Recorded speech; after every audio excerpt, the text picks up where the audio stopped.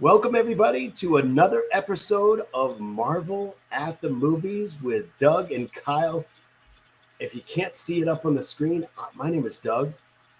And if you've never seen our show, we have Kyle here too. Kyle, how you doing? And actually, Hi. I should actually call you Key L. Is that what it is? Kai L? Kai L, my Kai Kryptonian L. name. I just have to really represent the House of L. That I'm Oh, wearing. So, right. It's the Superman thing. There we go.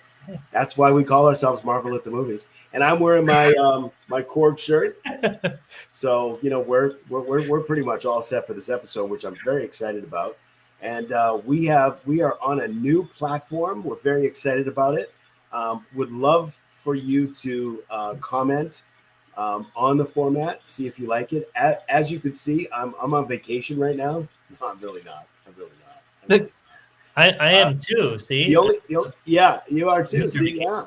The only issue is that I have this palm branch right over here. It's kind of sticking in my head. But other than that, I'm doing pretty well. But tonight, we have a great show for you tonight. We are going to be talking about, because it's coming up on Halloween time. Halloween's going to be it will be Monday. We are going to be talking about some scary video games, which is really, really cool. I'm going to give you a little, kind of a little bit of a background, and then we're going to talk about it. I would be amazed to see what kind of comments everybody has about the horror, adventure, horror video games that people are out there playing, which is really great. I do want to say we have two sponsors. We have Simon Organizing, and we also have Wes Woodson. Those are our two sponsors for this particular show, and they've been our sponsors for a long time. Obviously, Simon Organizing. If you need something organized, we'll have descriptions we'll have information in the descriptions. There I go. And of both of those. But if you need something organized, please call Simon Organizing. Actually, she's got you better get on the bandwagon because she's got a gig this weekend. So get on the bandwagon. It's fall cleaning time. It's time to clean everything up. And Wes Woodson, who's out there talking about his story, talking about anxiety, talking about he's got a book out. He's got maybe I shouldn't say this. He does have a second book that's coming out really soon, and he also has. He's recording in a studio. This is first time I'm saying this. Recording in a studio, his first book. So he is actually putting it out as a audio book very soon. So that should be really cool. And he goes around the country talking about anxiety, something that not too many people talk about, and it's really important that we talk about it. Really super important that we talk about it. So again, those are our two sponsors. And I'm just going to jump right in here, if you don't mind, Kyle. Is that all right if I just jump right in? Jump on in. Here we go. Yes. So as fans of good games, generally know that in the early 2000s was really the time in which, games were kind of, they were cheap. That there was not a lot of production that went with them. It was really just a really fantastic time. For horror and adventure games, technology had rapidly jumped up a notch to a 32-bit era, which is huge, which is really huge because you have more memory, more space, more that kind of thing. Basically, games were still pretty cheap back then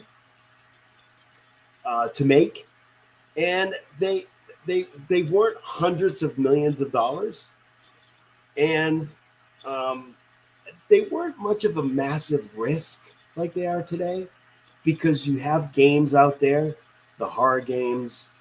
I could mention a few, at least one. Resident Evil has a series of 8 different, I call them chapters. I guess you call them chapters. Got 8 different chapters. Not even including the spinoffs. That has a whole right. Also, exactly. See, Kyle, you know more than I do. So, but again, there's a lot of production value. There's a lot of money that goes along with some of these. But in the early 2000s, there wasn't a lot of money. Games were cheap. To make them wasn't expensive. So there wasn't a lot of risk that was attached to them.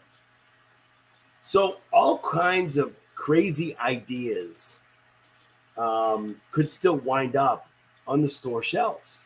So crazy ideas could actually wind up there because they were cheap to make. It wasn't a big deal. Games were far less derivative of each other too, as they are now. Completely agree. Yeah. So the results that we get, high budget classics and mid-range games that had a lot of production value, that are what people call in the industry, and I found out this just by kind of YouTubing some of this stuff, it's basically like a crossbreed. Okay, the crossbreed is putting an adventure story with a horror story when it comes to video games, which, by the way, is not easy to do. Because typically there's people that love horror and they don't really want an adventure that goes along with it. And some people do. Some people think horror and adventure is really, really cool. What it used to be was, what it is now is action, adventure, power, freedom, and movement. Those are all the key words that people use in video games that is so prevalent today. Crossover survival horror. That is hugely popular today. Yeah. And they spend a lot of money on making sure, massive amounts of money on making sure that they can cross that over with each other. The horror games that you have to basically survive. You're in a room, you got to get out of the room. How do you do it? How do you get out? You have to go into another house. How do you do it? How do you get out of that house? Because there's a lot of stuff that you got to do to get out of it. One of the big examples of a mid-range game like I just talked about is called Eternal Darkness, which I will tell you right up front, I have not played, but I have seen it online. I have seen the gameplay. It looks amazing. And I'm just going to go over to Kyle, and what I wanted to ask is maybe give us an idea of what you think about what I just said. That would be the first question I have. And then the part A or B to that question is what are the games out there that you've played that you think are part of this, survival horror kind of situation? And do you like those games? So to answer your first question, I completely agree with pretty much everything that guy said. I do agree that games back then did have more originality. And nowadays they're definitely trying to find, you don't have as many straight up survival horror games, although I think they are making a bit of a comeback though in the indie gaming scene. So when you have more independent developers, they're the ones that actually take more risks and more just kind of they take more liberties with their games. And I think those games are the more fascinating ones, at least nowadays, because back then there wasn't as big of an indie market. So it was more of the main developer, more the main big developer games like Capcom and EA Games that were making a lot of those titles, and they were the ones that kind of, you're right, like stood out, and in the kind of the PlayStation 1 and 2 era, where they kind of made games that took more risks, and because it was still a fairly new environment, especially when it comes to 3D games like that. And that's, like you said, that's where horror games really excelled. There are a couple early examples like Clock Tower, like on the Super Nintendo, that kind of did the whole survival horror thing. But you're right, it didn't really come to fruition until like the PlayStation 1 era. So, yeah. Yeah, absolutely. And if you look at PlayStation 2, the PlayStation 2 era, there's a million games. Yeah. I'm talking like literally so many games that go along with PlayStation 2. And actually, the real hard gamers are really the ones who absolutely loved PlayStation 2 and probably still have their PlayStation 2. And that would be Kyle. So I don't. I had it for a little while, and then obviously turned it in for 3, and then obviously 3 for 4, and working on 4 for 5. But it's it's one of those things where, yeah, that's basically. And I've come across the fact that you can't even play even a disc game without going online. I was just telling Kyle earlier that I had to go online to get the full action, the full sound and gameplay. I actually had to go online. I don't play online typically, but I had to go online to get what I needed, which was sound in a game and better gameplay. But now that I'm on, it's kind of neat. It's kind of cool. So that's kind of what it comes down to. Now, I was telling the reason I was want to put together some background about this was because I had told Kyle up front when we had discussed having this kind of discussion. I had told Kyle that I'm kind of a sports guy when it comes to games. I like GTA. I like playing GTA. I do have both Xbox. I have Xbox One. I think so. It's the one with the thing that you don't have to use the I have the one with the controller, but it also has that viewer. So I don't. Is it the Kinect you're talking about? Yeah, Kinect. Yeah. Yes. Yeah. So Xbox Kinect. Yeah, that's what I have. Nice. So yeah, you could tell I know so much about video games, but I'm but it's all right. I have it, but I haven't plugged into play. That was really for my daughter because she liked games like Dance Dance Revolution and those. Oh yeah, that was my sister's favorite game growing up. Yeah, exactly. So it was a great game for her. So I didn't really play on that as much as I played on the PlayStation. But I was telling Kyle, I don't typically get a lot of horror games. And to get ready for this episode, I actually did some research and I went up to YouTube and I did some gameplay of some of these titles. You had told me 3 titles that you typically play. And I just looked them up and I was like, oh, let me check out the gameplay for some of these games. And I looked at them, I was like, I'm missing a whole genre that looks really cool. And I'm like, why aren't I playing these games? So I'm going to start investigating more about that. But it's one of those things where, fun. I mean, I guess what I should ask you is, what is your favorite? Do you have a favorite horror action survival game that you play? And if you don't, that's okay. You can name a couple of titles if you want to. But. Well, I would say probably my favorite one, just because I've actually beaten this the most out of any survival horror game.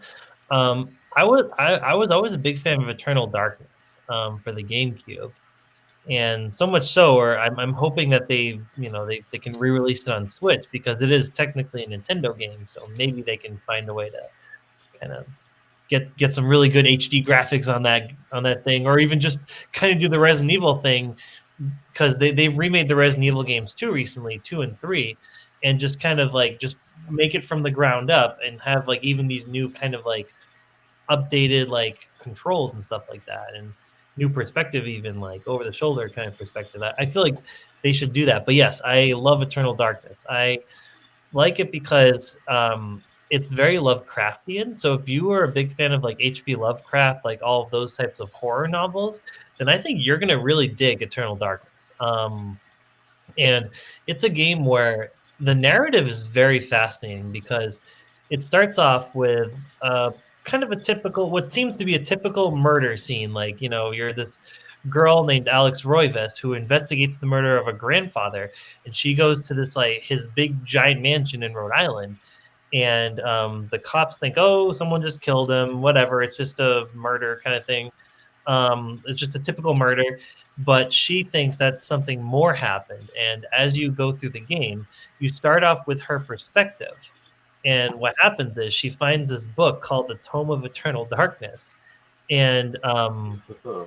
and the second you get that, then weird things start happening. Very, very like, um, and you have to kind of figure out, okay, what are the cause of these things? What the hell is just going on in general? And what I love about it is the mansion is kind of this sort of semi hub world initially. Oh. Um, and you get to kind of explore the mansion, but there's certain areas that are locked. And as her, you don't really fight any of the monsters at the beginning of the game. What you do is actually you kind of like you sort of solve these puzzles and figure out these riddles and different secrets of the mansion. And every time you find these missing pages from the tome that I can't say it, the Tome of Eternal Darkness. And every time you find a page, it's a level of the game, and it's a different time period, and you're a completely different character from that time period. Oh, that's cool. Yeah, That's very cool. it's so Now, awesome. now, is she searching? If she goes into a room, can she like grab certain things that, like a hammer or a candle or a tool or Yeah. something like that, to be able to maybe get into another room or be able to, kind of move on to the next either Oh level yeah, or the next kind of thing? 100%. Yep. So what happens is it's cool because eventually your character learns how to do magic. And and as she's like, because since she's reading through those pages, as you're kind of like playing through those characters and those different timelines, it's essentially her reading what happened. And as those characters are like figure out magic spells, she ends up learning the magic spells herself. So you actually kind of power her up as the game goes on. It's pretty cool. Oh wow, that's pretty good. Now, does she learn that from a book? Is there a Yeah. book that oh, okay. So there's a Yeah. book that she's So from looking that at with Eternal spells in Darkness it. book, the tome, yeah. So she'll learn it from either like through any of the main story levels, or even from finding secrets in the house. So she never really leaves the house. She just kind of stays in the big mansion. But I get you. those characters kind of on their adventures, as she's reading the book, she can kind of like she learns different types of spells, whether it's healing, whether it's like casting shields, or even summoning monsters. You can summon monsters. It's so cool. That's awesome. I mean, again, I'm gonna start. I'm gonna start. Trying to see if I can, try to play some of these, because I think they're. As I watched the gameplay, it was hard to stop watching the gameplay. Yeah, It's very hard to different. stop watching. It was like, oh my god, this is really cool. I was never really into. I'm into certain horror movies, but Mhm. I was never really into the gameplay once I started.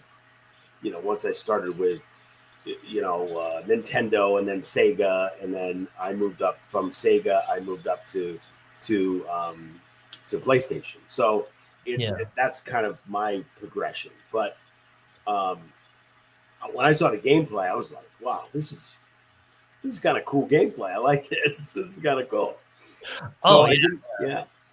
it's fantastic. And actually, one of the things I forgot to mention, because there's a lot of really cool twists and turns throughout the game with different characters and storylines, but probably the most engaging feature of the game is your character has a sanity meter.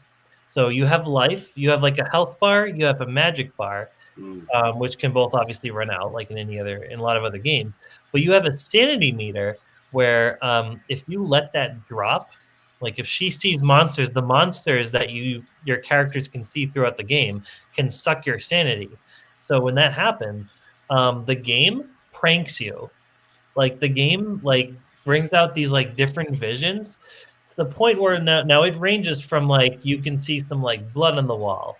You see like mysterious ghost people running around.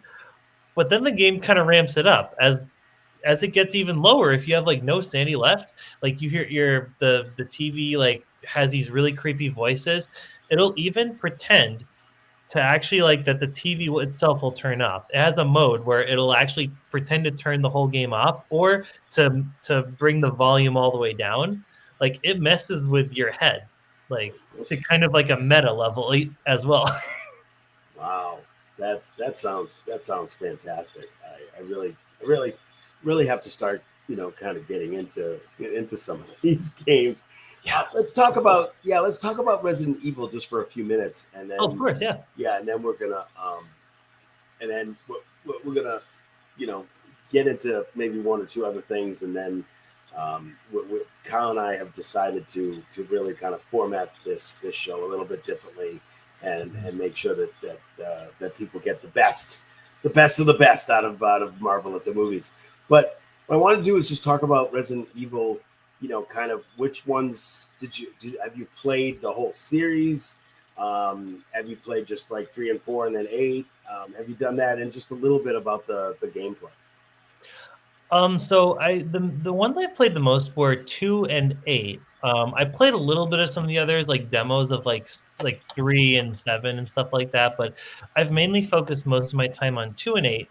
2, I thought was great. It's very old school though, so you have to kind of deal with these like old school tank controls in the game. So you have to kind of use a directional pad. Your character has to go up, and then you have to turn your character. It's a little, it can be kind of off-putting for a lot of people, but especially who are more used to modern controls. But Yeah, it sounds a little daunting. yeah, and Pretty the daunting camera and angles are talented. fixed too, so the game wants to be cinematic, but also at the same time you can't control the camera, so you have to kind of deal I with, got you. yeah. Yeah, it is old school, so it makes sense. Yeah. Yeah, but it's still a really great game. A lot of people really do love that style of survival horror, and you don't really know what's around the corner, which is kind of nice about those fixed camera angles. So I do like that. I like the kind of the element of surprise that those games hold. And yeah, no, I think the environments there, they do a great job at being very creepy, and you're not too overpowered. Like, it is literally survival horror, so you have to kind of look around, and you know along with solving puzzles like in Eternal Darkness, you have to kind of really conserve your ammo and really have to find a way to, what do you fight or do you flight, kind of thing. So it's cool. That's what I like about those. I got you. And it seems like there's a total difference between what you said about 2 and what you and 8. I mean, Yeah. they really. Did you think that what they did from 2 to 8? I know, obviously, you might have played the other ones, but they're not maybe as popular. But you started with whatever, and then you worked your way up. Did they do a good job of modernizing and making the game a little different when you got up to 8? So I love 8. I think 8 is a fantastic game. So yes, I think Yeah, I mean, from what I'm getting from YouTube, that they're loving 8 right now. They're loving 8. There's a ton of gameplay on it. Yeah, it really was a pretty popular release. First of all, I think the graphics are impeccable. The graphics are some of the best graphics I've seen in a while. Just the level of detail each of these environments have is just stunning. I just love I love that it's a I actually really like that it's a first person shooter. The other games are more survival horror kind of third person shooters, but this game is like you're in the perspective of the character. So it kind of feels more of like a Call of no, I shouldn't say Call of Duty, but but it's the same perspective as Call of Duty, Right. but with more of obviously of like a survival horror edge.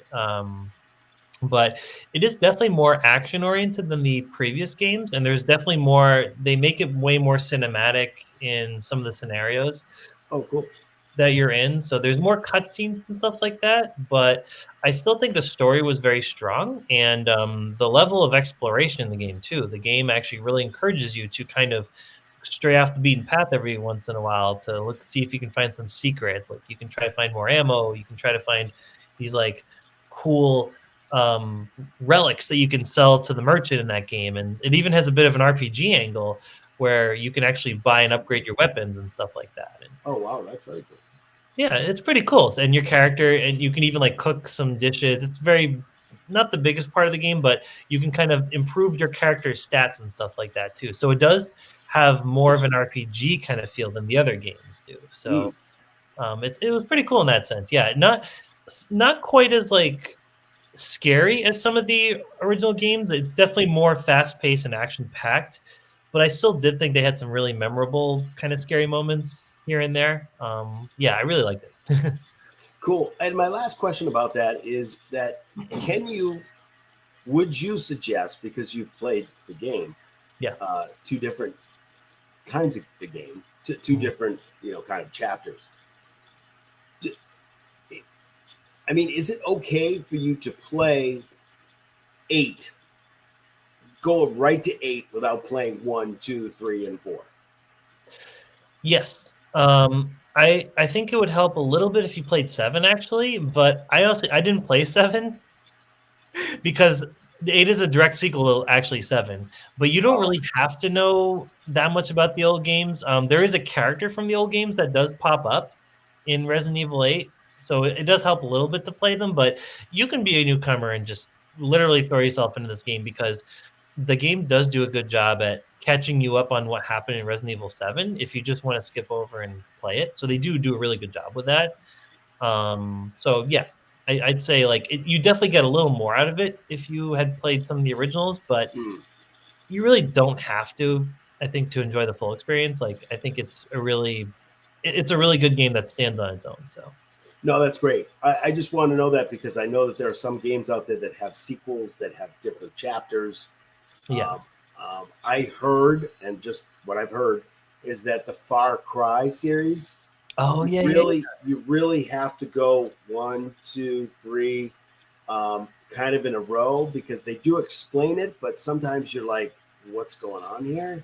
Yeah. So you really can't play 3 without playing 2 or 1, just to kind of get yourself acclimated to the game itself. And maybe they don't have enough to tell you up front about the other chapters to be able to do it. Mm-hmm. That's just what I've heard. I don't know if it's, again, I'm hearing this from YouTubers, so excuse me. It's either, it's either they're either right or they're wrong. Maybe you can play it, but I'm just trying to tell you what I've heard about that particular series. And some of the series you can't really do that. You have to play the beginning games and then kind of get used to it and then go to the other ones. But that's why I asked the question. Yeah, that's fair. That's fair. Yeah, absolutely. So what I wanted to do, Kyle, is I wanted to get into something that we're going to start doing at the end of our episodes. And Kyle's very excited about this. Yay. We are going to give you a movie or a TV show or even a video game recommendation. And we are going to basically give you an idea of what that movie or TV show is or a video game is. And we're going to give you a little review and we're going to say, hey, go out and get it. Go out and get it this weekend. Watch it on this streamer or watch it on or rent it. Get it from somewhere. If you don't have Prime, you got to have something. It's on Netflix. Some of them are on Netflix. Some are on HBO Max. So that's what we're going to do at the end of the episode. So we're coming up in the end of the episode right now. So what I want to do is I want to go right to Kyle. Kyle, let's get your review out and what TV show or movie or video game are you going to review for us this week? Okay, so I'll do a quick review. I'm going to try because I wanted to talk about 2 movies in particular, 2 horror movies that I really think you should watch just because of how unique they are. But I will warn you, they are not for the squeamish. If you are not a fan of body horror type movies, then you're not going to be the biggest fan of them. But I want to talk about Hellraiser 1 and Hellbound, Hellraiser 2. Which, yes, it has Pinhead. I know those are the Pinhead movies, and you're thinking, well, why would you watch those? Well, I actually really enjoyed them. They were actually a lot better than I even thought they could be. I'd say they were actually kind of in some ways like more elevated than some of the other movies, like the mid to late Halloween sequels and like Nightmare on Elm Street, but.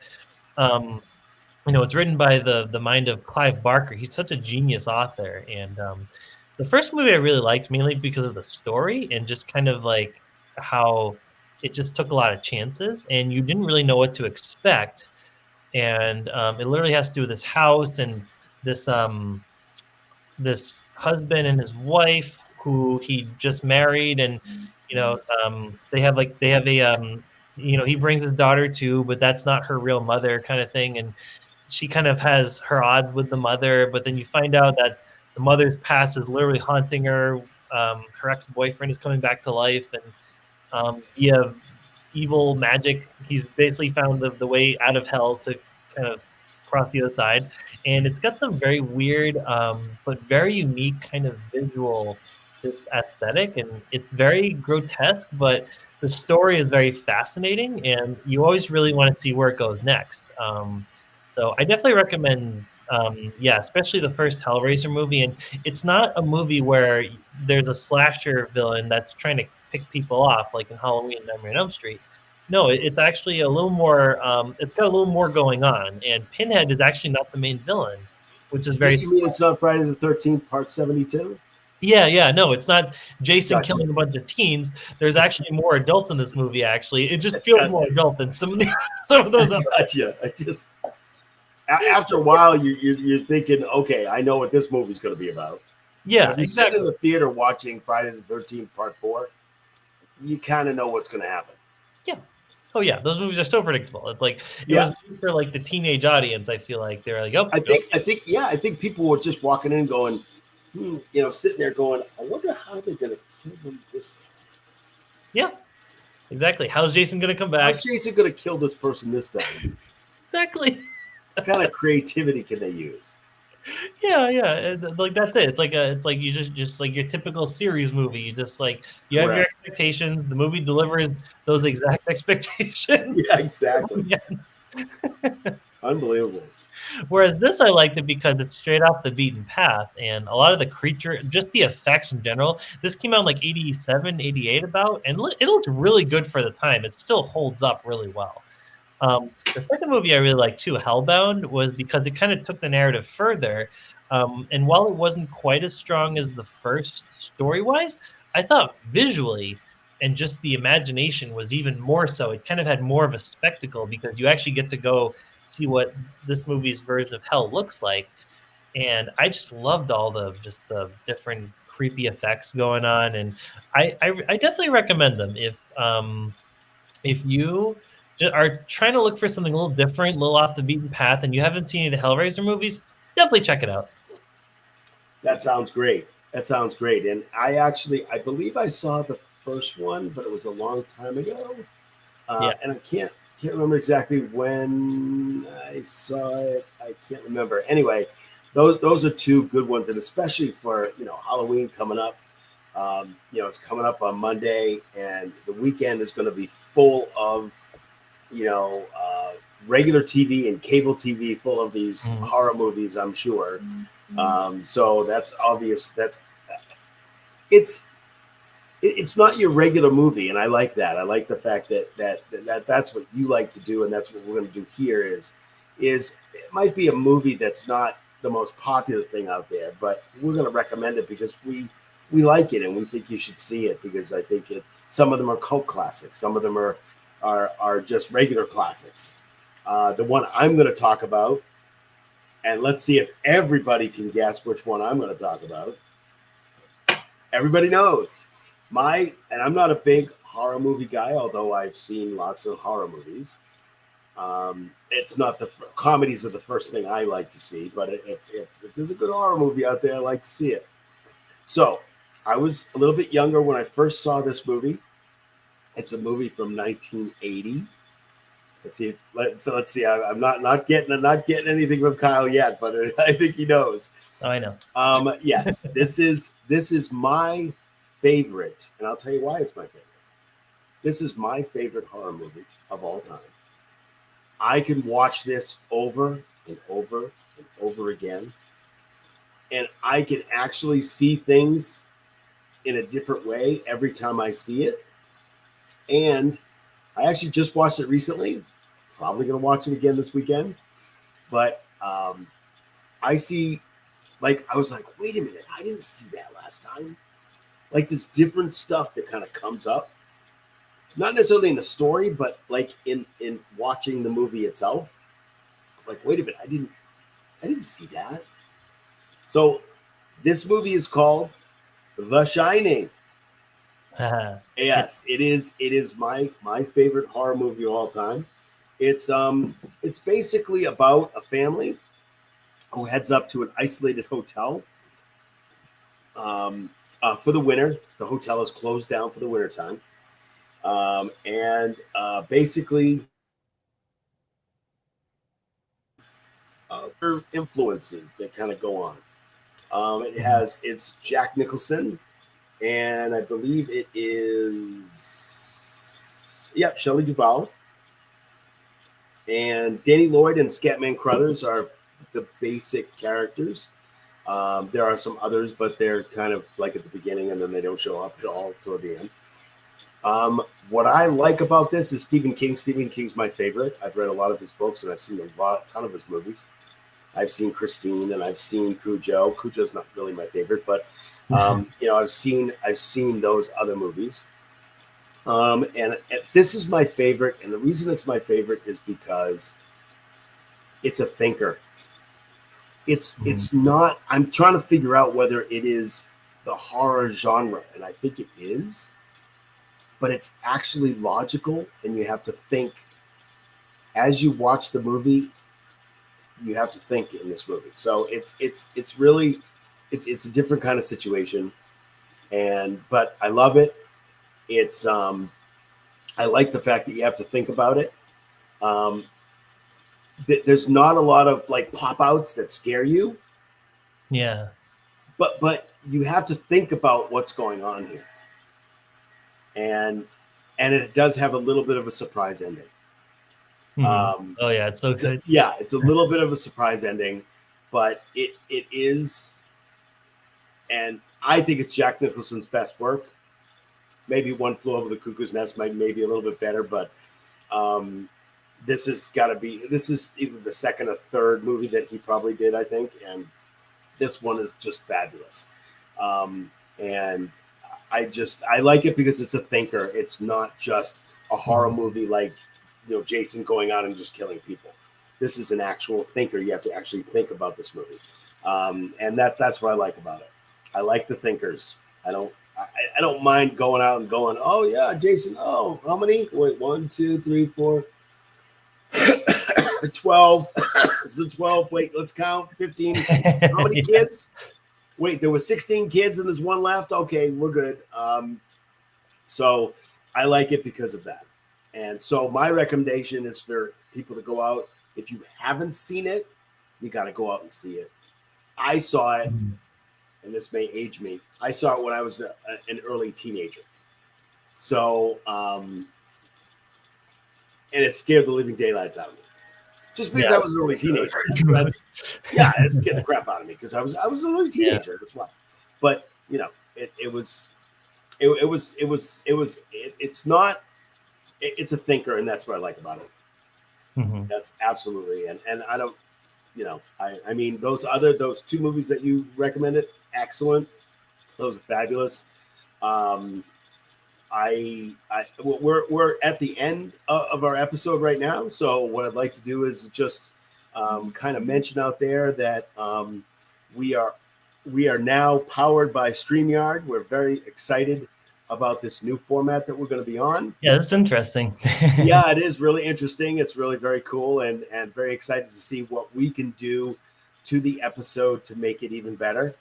Very excited about this format. This is a new format for us. We are actually going to be on some different formats too. So we're still going to be on YouTube. I am super excited to see what Kyle brings to the intro to this particular episode. So that should be fun. We're going to be on YouTube. We will be on, I believe I typically stick it on Facebook. And we're going to be on something new. We're actually, and I want the confirmation from Kyle, we're actually going to be on Spotify. Yes. Yes, the audio version of our show. Yep, the audio version of our show. We're going to be on Spotify. So wherever you get your podcasts, you should be able to find us. Well, if you got Spotify, everybody has Spotify or iTunes. We might even be able to put ourselves on some other things, but we're checking it out. But definitely Spotify, definitely YouTube, definitely Facebook. And we're looking forward to doing many more episodes on StreamYard and seeing what it can do for us. And want you to comment when you see it on YouTube. Please throw us a comment. We always want to get better. So, tell us what you want us to talk about. We certainly want to hear from you. We get better that way, and we certainly want to know what you want us to talk about. I think that's it. We do have some other shows that are out there.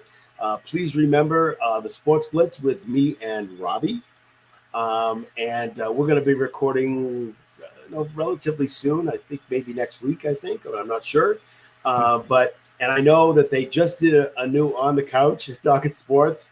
You got to see this one because you got to check out what Robbie does when Kyle's talking. You got to check it out. It's awesome. So it's On the Couch talking sports. They have over 300 episodes made, so you don't have to watch all 300 at once. No, that's too much. Yeah, no, that's way too much. But definitely watch the latest episode of On the Couch Talking Sports. That's fabulous. That's with Kyle and Robbie, and I think that's it. I think that's all we got. So please comment and hit the bell and subscribe to us. And I'm Doug. That's Kyle. We had a great time tonight. Thank you guys so much for listening and watching. And we'll see you next time on Marvel at the Movies with Doug and Kyle. See you guys. See you later.